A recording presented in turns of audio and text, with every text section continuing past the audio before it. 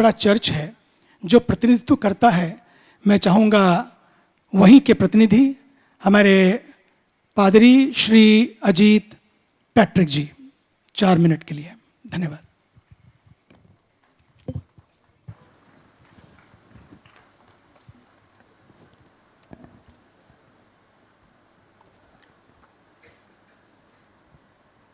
सर्वप्रथम मैं यीशु मसीह ईश्वर का धन्यवाद करना चाहूँगा, जिन्होंने हमें गुरुओं के चरणों में आने का सौभाग्य प्रदान किया है। और इस मंच पे विराजमान सभी धर्म गुरुओं का, संतों का मैं करबद्ध नमन करता हूँ। और आप यहाँ उस ईश्वर की संतति को बनाए रखने के लिए, ईश्वर ने जिस सृष्टि को बनाया है उस सुंदरता को बनाए रखने के लिए अपनी उपस्थिति जाहिर की है। इसके लिए मैं ईश्वर का आभार प्रकट करता हूँ। और इस नमन का एक कारण है। नमन का कारण ये है कि एक तरफ नफरत की चिंगारी है, एक तरफ नफरत की चिंगारी है और दूसरी तरफ धर्मों का सम्मेलन जारी है। एक तरफ नफरत की चिंगारी है, दूसरी तरफ धर्मों का सम्मेलन जारी है। हमें मालूम नहीं कौन धर्मी है, कौन धर्म का व्यापारी है। और हमें यह भी मालूम नहीं कि ये हमारी मजबूरी है या लाचारी है। प्यारे दोस्तों, सौभाग्य है हमारा कि हम ईश्वर के नाम से एक मंच पे एकत्रित हैं, चाहे हम जिस भी धर्म को फॉलो करते हैं। हमारे मंच पे अनेक धर्मगुरु विराजमान हैं। ये किसी धर्म की परिकल्पना को लेकर हमारे सामने नहीं आए हैं। ये ईश्वर की परिकल्पना को, ईश्वर की मोहब्बत को हमारे बीच में बांटने के लिए आए हैं। क्योंकि किसी ने कहा है कि ईश्वर किसी धर्म की जागीर नहीं है। ईश्वर किसी धर्म की जागीर नहीं है और धर्म किसी पन्नों की, या फिर धर्म की हकीकत किसी पन्नों की लकीर नहीं है। ईश्वर किसी धर्म की जागीर नहीं है और धर्म की हकीकत किसी पन्नों की लकीर नहीं है। मोहब्बत है उस खुदा का नाम।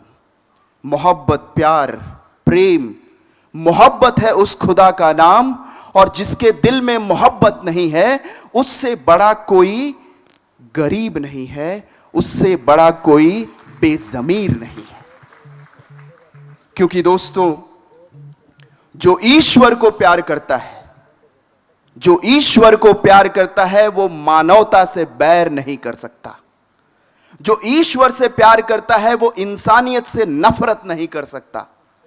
और अगर कोई कहता है कि मैं ईश्वर से प्यार करता हूं और इंसानियत से नफरत करता है, तो वो सबसे बड़ा झूठा है, ढोंगी है, मक्कार है।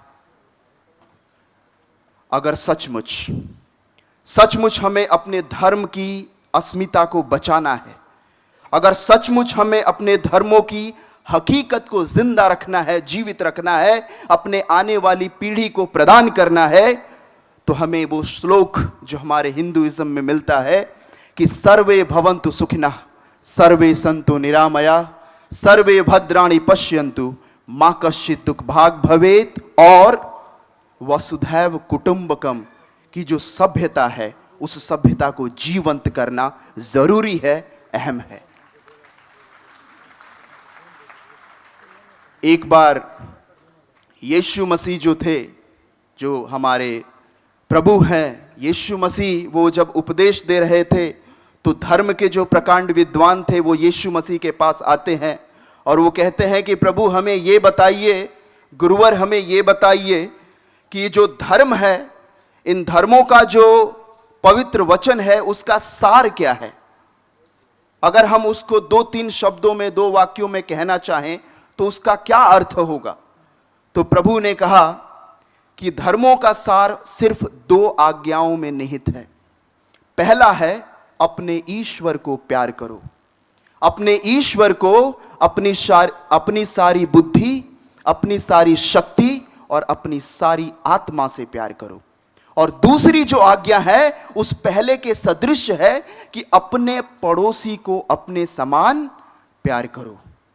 अगर मैं कहता हूं कि मैं ईश्वर में विश्वास करता हूं, अगर मैं कहता हूं कि मैं धर्मी हूं, और अगर मैं अपने पड़ोसी को प्यार नहीं करता, तो मैं ढोंगी हूं, मैं झूठा हूं, मैं मक्कार हूं। और यही चीज, इसी पड़ोसी प्रेम को जीवंत बनाए रखने के लिए गांधी जी ने अपना सर्वस्व लुटा दिया। आज इस प्रांगण में जहां हम एकत्रित हैं, इस प्रांगण का नाम है हरिजन सेवक संघ। हरिजन, ये वर्ड जो था, ये शब्द जो था, ये भी गांधी जी के द्वारा दिया गया था। ये उस कम्युनिटी या समाज के लोगों को लिए दिया गया था जो हमारे इसी भारतवर्ष में सबसे नीच माने जाते थे या अछूत माने जाते थे। उन अछूत लोगों को गांधी जी ने ईश्वर के नाम से जोड़ा, हरि और राम के नाम से जोड़ा, ताकि जिसे मनुष्य इज्जत नहीं देता वो ईश्वर के सदृश है। ईश्वर की इज्जत उसके पास उतनी ही है जितनी मेरी और आपकी है। और इसीलिए उस मनुष्य को जिसे नीच समझा जाता था, उसे गांधी जी ने हरिजन का नाम दिया। यह है पड़ोसी प्रेम करना, जिसे मैं और आप जाति और धर्म के नाम पे बोलना नहीं चाहते, छूना नहीं चाहते, उसे ईश्वर अपना बनाना चाहता है। वही है पड़ोसी प्रेम। और उसी पड़ोसी प्रेम को अपने जीवन में क्रियान्वित करना बहुत जरूरी है। और इसी चीज के लिए मैं और आप यहां पे इकट्ठे हैं। गांधी जी ने दो और शिक्षा दी थी, एक सत्य और दूसरी अहिंसा। यीशु मसीह भी कहते हैं कि know the truth and truth will set you free. सत्य को जानो और सत्य तुम्हें स्वतंत्र कर देगा। And if you claim to know the truth, if you claim that you know the truth, then you must be able to forgive others. You must learn to love others.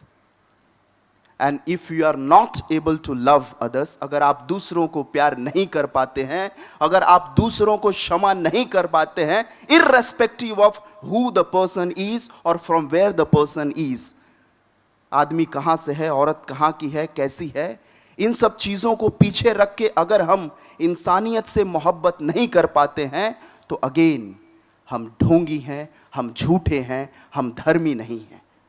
इसलिए हमें इस इंसानियत को प्यार करना जरूरी है। कुछ दिनों पहले एक भाई, बहुत लोग मिले, किसी भाई ने मुझसे रोकर कहा कि फादर, मैं बहुत परेशान हूं, मेरे जीवन में बहुत तकलीफें हैं, और वो बहुत सारे कारणों से है। उन सारे कारणों को जिसे उसने बताया, मैंने एक कविता में पिरोने की कोशिश की है। वो कविता आपके पास प्रस्तुत करना चाहूंगा और उसी के साथ मैं विराम लूंगा। वो कविता है, वो आदमी जो है वो भारत माता से सवाल करता है।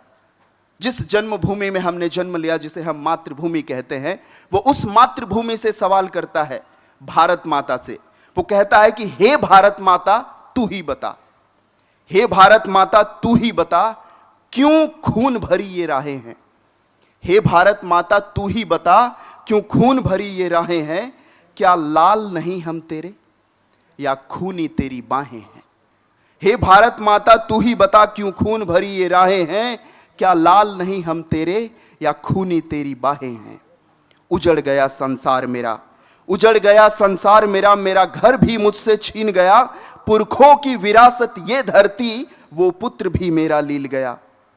तुम धर्म जाति की मूर्ति हो, हे भारत माता तू ही बता कि तुम धर्म जाति की मूर्ति हो या बलिदानों की धरती हो। तुम द्वेष दमन की आशा हो या संगम की परिभाषा हो, शांति की परिभाषा हो। क्यों बेटी भारत माता, क्यों बेटी तुम्हारी बिलखती है शहर की सूनी सड़कों पर। क्यों अत्याचार का आलम है इस धरती मां के लड़कों पर। क्यों अत्याचार का आलम है इस धरती मां के लड़कों पर। क्या पूत तुम्हारे नारंगी, क्या पूत तुम्हारे नारंगी, हरे बैगनी सतरंगी, या सबके सब परदेशी हैं। क्या पूत तुम्हारे नारंगी, हरे बैगनी सतरंगी, या सबके सब परदेशी हैं, या फिर ढोंग रचा के रंगों का खूनी दरिया के दोषी हैं।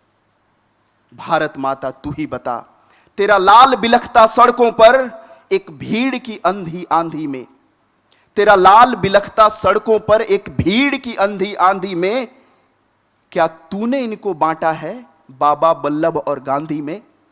भारत माता तू ही बता, क्या लहू बहाना धर्म तेरा या व्यर्थ ही मां कहलाती है? भारत माता, क्या लहू बहाना धर्म तेरा या व्यर्थ ही मां कहलाती है? वो रखवाले तेरी आंचल के, क्या कर्म से उनके लजाती है? वो लूट रहे तेरी अस्मत को, वो लूट रहे तेरी अस्मत को, तेरे लाल का लाल बहा करके। वो इंसानों को बांट रहे हमें कौमी पाठ पढ़ा करके। क्या भूख प्यास भी कम होगी या नफरत का जलवा होगा? क्या भूख प्यास भी कम होगी या नफरत का जलवा होगा? यूं खून बहेगा सड़कों पर या फिर से आजादी लड़ना होगा? भारत माता तू ही बता, कब तक तेरा चीर हरण होगा इस देश प्रेम के साये में? कब तक संतान तेरी तड़पे नफरत की बने इस खाई में? कब तक है बहाना ये आंसू अस्तित्व की कड़ी लड़ाई में? भारत माता तू ही बता, हे भारत माता। और अंत में सिर्फ ये संदेश हमारे आर्च बिशप अनिल जी की तरफ से, वो कहते हैं, एक कहावत है कि जियो और आज के बाद ये परिभाषा बदलनी चाहिए। जियो और जीने दो काफी नहीं है, क्योंकि एक गधा भी जीता है और दूसरे गधे को जीने देता है, कोई फर्क नहीं पड़ता है। आज से ये हमें लेके जाना है शिक्षा की, जियो और जीवन दो। अगर मैं जिंदा हूं तो मेरे जीवन के द्वारा दूसरों को जीवन मिलना चाहिए, क्योंकि अपने जीवन को शुद्ध और पवित्र रखने के लिए हमें परमेश्वर की आत्मा के आवरण में रहना बहुत जरूरी है। और अगर हम परमेश्वर की आत्मा के आवरण में जिंदा हैं तो हम ये जरूर कहेंगे, जैसे किसी शायर ने कहा है कि निर्बल को धनवान, निर्बल को बलवान बना दे या अल्लाह, निर्बल को बलवान बना दे या अल्लाह, वहशी को इंसान बना दे या अल्लाह। हिंदू मुस्लिम सिख ईसाई एक ही थाली में खाएं, ऐसा हिंदुस्तान बना दे या अल्लाह। जय हिंद, जय भारत, जय मसीह की। और अब हमारे बीच में